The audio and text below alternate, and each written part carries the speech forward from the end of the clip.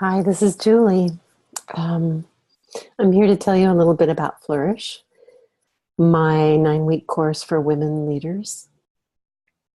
Flourish is a deep dive, a deep exploration into what it means, what it takes, and how it feels to flourish. And what that is for each of us is different. But through the work I've done for 18 years, I realize that there are certain things that are absolutely needed and necessary for us as human beings to flourish. I've worked with a variety of populations, from students at Stanford University, both undergrads and community members who are continuing students in the continuing studies programs. I've worked with 9/11 families. I've worked with a community in Newtown, Connecticut, which is where the Sandy Hook tragedy occurred. I've worked in organizations, and I've taught people online, lots of different people. And what I've discovered is that a couple things, not just one, that to flourish, we have to develop trust. Trust in ourselves, trust in life, trust in each other, and trust in our ability to navigate the unknown in a way that allows us to both succeed and be of service to the whole. And we're happier when we are experiencing not only personal success that is rooted in a sense of self-expression that comes from our essential nature, but also rooted in the experience of realizing that we are giving something to the whole that can only be given through us. And so when we are working in an organization or in a community or a group of any kind, and we see the effect that our creativity, that our contribution, that our expression has on the whole, and it's positive, we feel buoyed by that because we are connecting to each other, but we are also realizing that we matter, that we deeply matter to the whole, that our existence matters, that the genius or creativity or uniqueness that flows through us matters because it's needed. And that in that expression, when we are creatively expressing, we are being ourselves. We are not caught up in that dance that we often do between I've got to be more and I've got to be less. I'm too much, I'm not enough. That dance, right? That our egoic nature tends to get caught in because it believes that we are something other than what we are. And so in this 9-week course, we journey down into the creative process. We begin first week by anchoring deeply down into that which roots us. So for some of us, that's the earth. Some of us, it's our bodies. For some of us, it's the family. It's whatever we have in our lives where when we are rooted in it, we feel more capable, more resilient, stronger, and like we're deeply held. So that's week 1. And then in week 2, we explore what happens in the creative moment, that aha moment, what happens before, during, and after. So we really have a sense of the power that lies within us, which is what we then learn to trust in and have faith in when we are in uncertainty, which is more often than we want to admit. We're in uncertainty.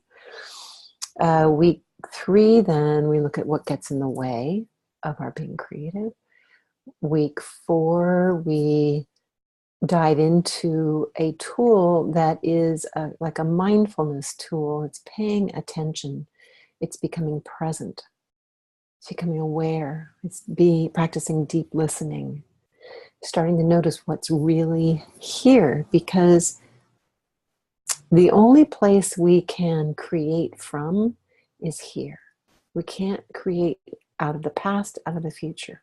But when we come present here into our bodies, out of our thinking mind, and start to listen and connect, not only to the world around us, but to each other, to what's inside of us, then there's this vast realm of possibility we realize we're swimming in.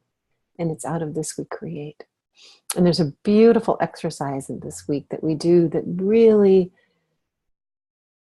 you really tap into how you currently navigate the unknown. The things that work well for you and the things that don't work so well. And by doing this exercise, you can then extrapolate how to more deftly move through a current challenge you're facing in your life. And we really go through this creative process, this sort of down and back up, right? Down into the unknown. We really go through it in detail to start to understand the different stages of it and the different tools and practices that I will share that help you truly navigate the unknown.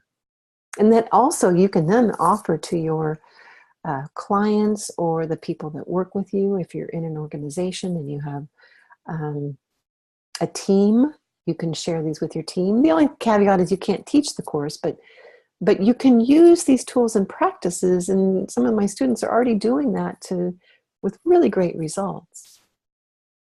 In week 5, we go deeper into what happens in this little part here in the creative process when you're down here in the unknown. You know, what's really happening down in here? We're really tapping into our relationship to life. In the moment of the unknown, like right now in this moment, we don't really know what I'm going to say next, right? You're listening. You come closer to hear, right? I come closer to you to share. This is the unknown. It's really pregnant with possibility. So we come into this place and we begin to, like, what's in here? How do I navigate this? What is this a relationship to? And the way I like to talk about it, it's a relationship to life, to the web of life, to the connection. And one of the reasons that we aren't so aware of this connection is because we've forgotten the sacredness of it. And I don't mean religiosity. That's a word, I can't quite say it.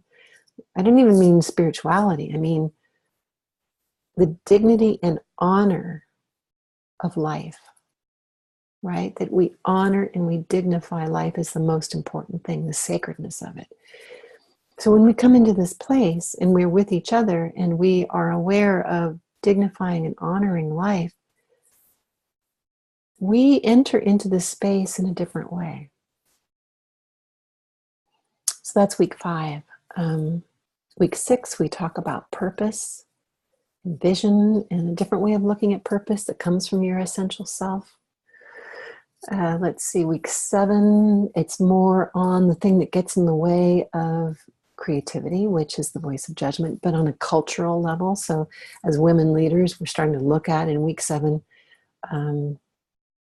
what are the cultural injunctions that we face as women leaders, as women in general? And how does everything that we've learned up till week 7 shift now how we navigate, irregardless of what the culture says, right? Because that's what we're here for now. We're here to navigate, irregardless of what everything is telling us, right? We are learning that we have this essential power within us in our bodies as women, connected to the earth, connected to family, connected to life, that is more powerful than any construct our culture might throw at us. In week 8, we look a lot at relationship and kindness, loving kindness. Even on an organizational level, how to shift out of hierarchy and to shift into something that's based on relationship and solidarity. So not only do we stand in ourselves, but we don't stand against each other. We are against the other, we stand with. So we stand strong in ourselves and we stand with. And there's a whole different organizational structure that's becoming more conscious of, that I'll speak to. And then in the last week, we look at the 4 corners of self-worth. We look at some other things too, but basically the 4 corners of self-worth are how do we deepen our sense of self-worth, not as an idea, not in the abstract way, but in a felt experience. So that when you step into these unknown places, when you step into places where you need to be more courageous, that your sense of self-worth is deeply rooted in something you know to be true.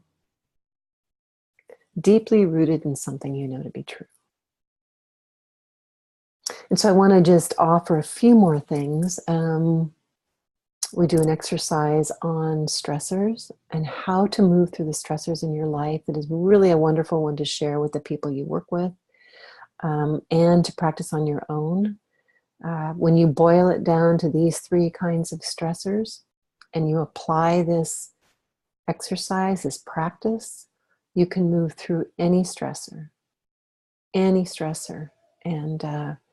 stay in action in a way that helps you continue to move through the creative process.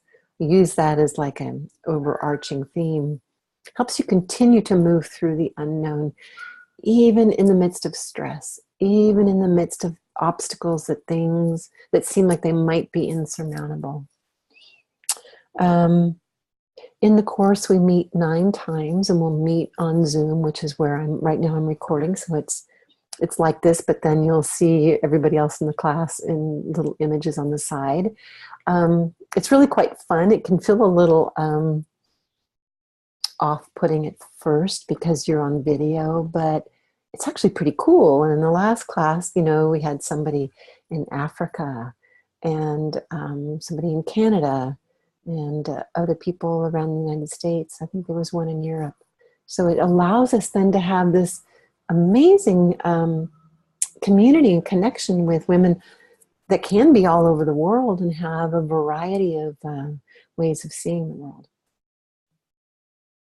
And then I also offer a PDF each week that has some practical practices as well. Now, since I don't have you here, I can't answer your questions. I'm going to be holding an information meeting this Thursday, September 13th at 11 a.m. Pacific Daylight Time on Zoom. And on the course page, juliedaly.com/flourish, you can register for this call. And if you're listening to this after that date, I might have another call as well, but you'll at least be able to, for sure, access the recording to that call. I'll place the link on this registration page, juliedaly.com/flourish. One of the things I want to end with, and maybe I should have put this in the beginning, but here we go. I have spent, I would say, 16 years on a journey of the awakening feminine. And I say that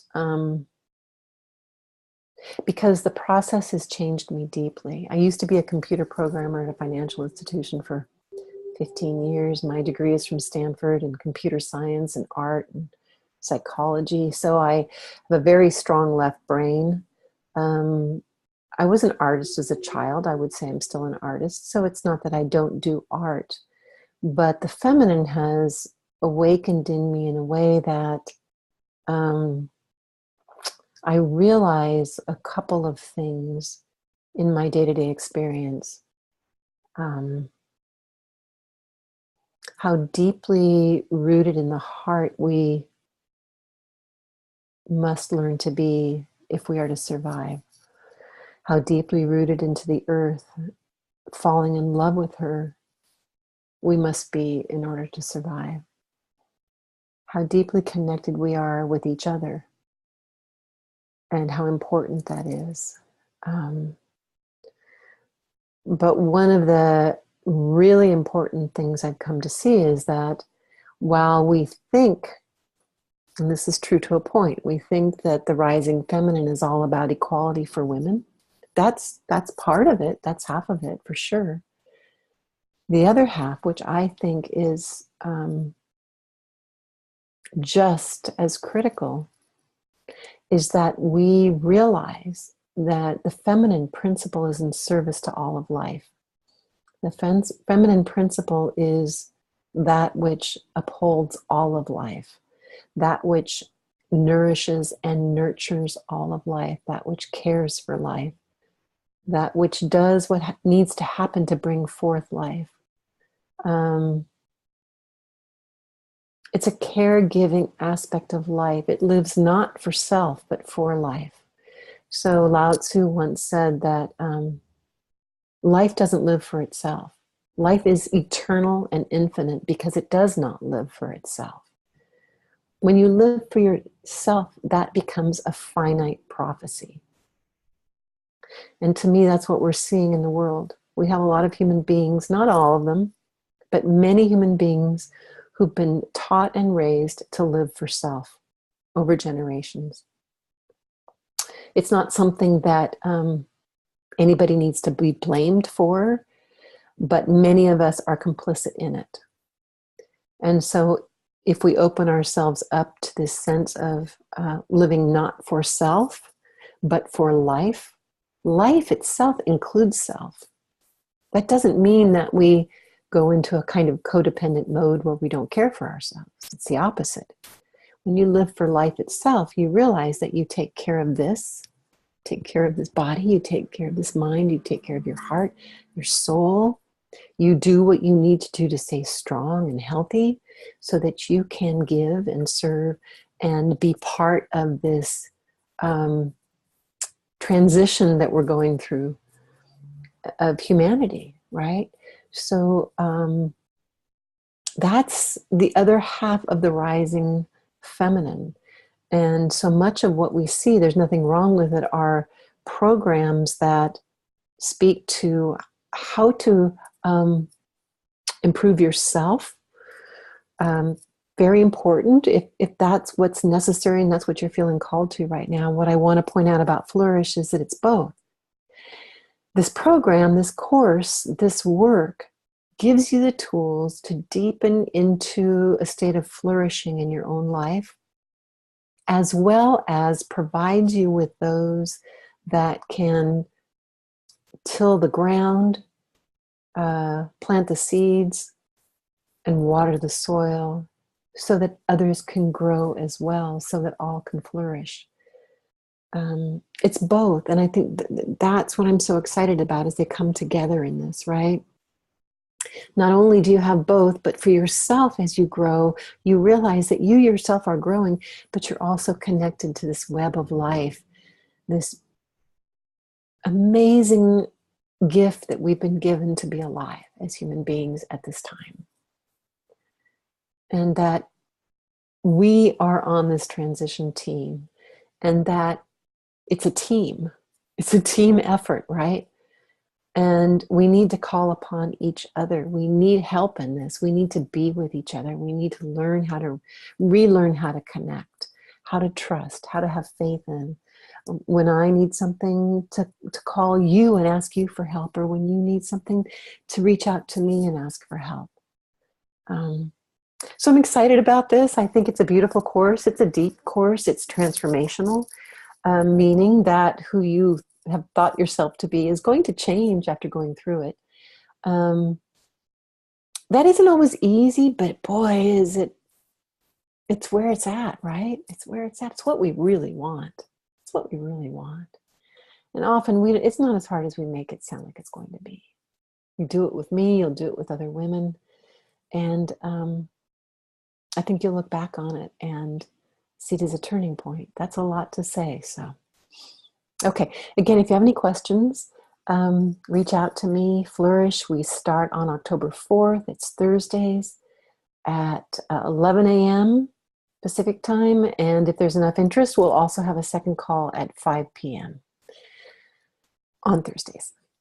Okay, if anything, I hope you've just gotten a lot out of this video and you've enjoyed watching it, and reach out, connect with me. I look forward to meeting you. Okay, bye.